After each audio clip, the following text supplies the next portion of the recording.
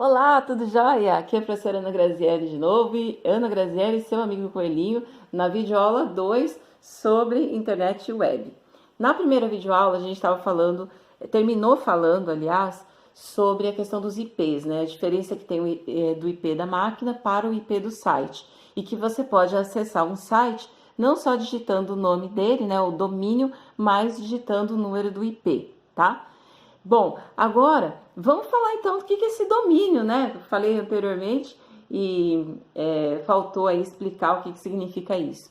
Domínio, na verdade, é o endereço que você tem para um determinado site que é utilizado na internet.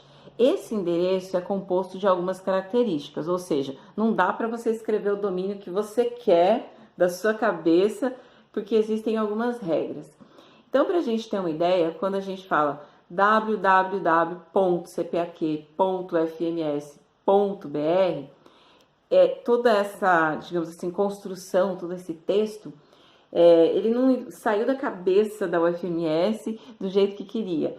Existem regras para fazer isso. E todo domínio e todo IP tem que ter um registro específico no governo. Tem um site que ele é específico para fazer isso. O site é o registro.br e nesse site você consegue consultar quais são os domínios existentes e vamos dizer assim, se você quer saber se tem algum domínio disponível. Ah, eu quero inventar um site e o site vai se chamar coelhinhodapáscoa.com.br. Eu posso registrar? Então, o primeiro passo que você tem que fazer é entrar no site registro.br, jogar lá o nome do seu domínio e pesquisar para ver se existe algum já parecido ou um igual, muitas vezes pode acontecer. Então, esse site ele faz o registro dos domínios e aí ele vai obedecer as regras determinadas pelo governo. Então, por exemplo, quando a gente fala coelhinhodapáscoa.com.br, será que pode ser? Qual que é a regra para a gente usar? Então, a primeira regra, né, esse ponto .br, ele vai dizer para a gente o país de origem daquele site. Então, se é no Brasil, obviamente é BR. E tem uma lista ali das duas letras que você tem que usar para todos os países do mundo. Esse ponto .com também não é genérico, né? Então, ponto .com é uma parte do domínio, né, que ela só pode ser utilizada por empresas. Assim como empresas, profissionais liberais, setores do governo, tudo isso tem seu subdomínio específico, né? Subdomínio ou domínio de segundo nível que a gente fala. Nos slides que eu deixei também tem, tá? Uma lista desses subdomínios, inclusive por categorias. Então é interessante a gente dar uma olhada. Então, tirando esse identificador do país e esse subdomínio, que é o .com, .edu, .gov, por exemplo, aí você tem um pouco mais de liberdade para a criação, né? No que resta ali. Mas mesmo assim é preciso fazer o consulta no registro.br para ver se por acaso esse domínio que você está usando, digamos assim, ele já não está sendo usado por outra pessoa, inclusive se já não está registrado, se já não tem um contrato que vige sobre isso. Porque se tiver, viger sobre isso. Porque se tiver e você usar o mesmo domínio, vai dar problema para você. Então, só dando uma retomada. IP são os números, os códigos de um site. Domínio é o texto que você usa ali para identificar o seu site. É o www.ufms.br, por exemplo, né? Ou o http sei lá o que, né? E a URL? A URL é o registro que a gente usa para fazer a localização. Então, quando a gente está falando de localização, a gente está entendendo o seguinte, que quando a gente trata de web, a gente está falando de um recurso no qual, sei lá, trilhões de documentos estão armazenados. Então, como é que eu acho um determinado documento lá, né? Através desse código localizador que é a URL.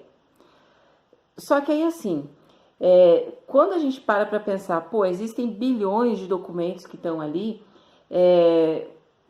só com o URL também, às vezes, fica mais difícil. Fica um pouco difícil. Então, nesse sentido, surgiram aí, por um lado, as nuvens, que são repositórios de documentos mais específicos. Então, existem as nuvens públicas que podem ser acessadas por todas as pessoas, né? De forma assim generalizada, como é o próprio Google, né? Tem as nuvens privadas, que são as nuvens cujo acesso ele é restrito, então somente os usuários autorizados podem acessar essa nuvem. Existem aquelas nuvens que são híbridas, né? Ou seja, parte delas é pública, parte delas é privada. É uma coisa que eu vejo no YouTube, né? Porque no YouTube você pode disponibilizar conteúdos que são de acesso público, mas também pode restringir os conteúdos que você coloca lá. E aí vai muito do gosto do cliente, digamos assim, né? Então depende aí da sua intenção, digamos assim, de propagação desse conteúdo. Isso estou falando em termos de nuvem. Um outro conceito que é inerente a isso também, nessa coisa do armazenamento, é o conceito da Web 2.0. Então, o que é essa Web 2.0? É a capacidade que a web adquiriu ao longo do tempo de fazer com que os conteúdos, né, os documentos que estão lá postados na web, eles pudessem de alguma forma buscar, como é que eu vou dizer, interação com o usuário. Então, quando você olha, por exemplo, o LinkedIn, o próprio Facebook, né, redes sociais, vamos dizer assim. Redes sociais, elas são exemplos de aplicação de Web 2.0 e elas representam um recurso bidimensional da Web 2.0. Ou seja, o que é esse bidimensional? Significa que não só a web está colocando informação, mas você, usuário, está colocando também. Então, na medida em que você alimenta o seu Facebook, por exemplo, ou o seu LinkedIn, você está também alimentando, está construindo, auxiliando a construir, num processo participativo, o conteúdo que está na web. Então, essa é uma das características. Outra das características é a possibilidade da gente ter plataformas específicas dentro da plataforma web. Então, o que significa isso? Quando eu estou usando agora o Dropbox, esse vídeo vai ser disponibilizado no Dropbox. Então, é como se a gente estivesse falando que o Dropbox é uma web dentro da web, ou seja, da web grandona, que é um grande repositório de documentos, eu tenho um pequeno outro repositório, que é o Dropbox, que vai guardar também conteúdos ali. Então, é web dentro da web, digamos assim. Então, isso, web dentro da web, e essa questão do recurso bidimensional é que integram um conceito o conceito de Web 2.0 que a gente falou agora, né? Bom, é bastante conceitinho, né? IP, URL, domínio, nuvem, Web 2.0, a própria diferença entre web e internet. Eu acho que são coisas que tem que ficar bem claras aí na nossa cabeça, inclusive para a gente entender o que é que vem aí para frente. E também esclarecer um pouco em termos aí de conteúdos, né?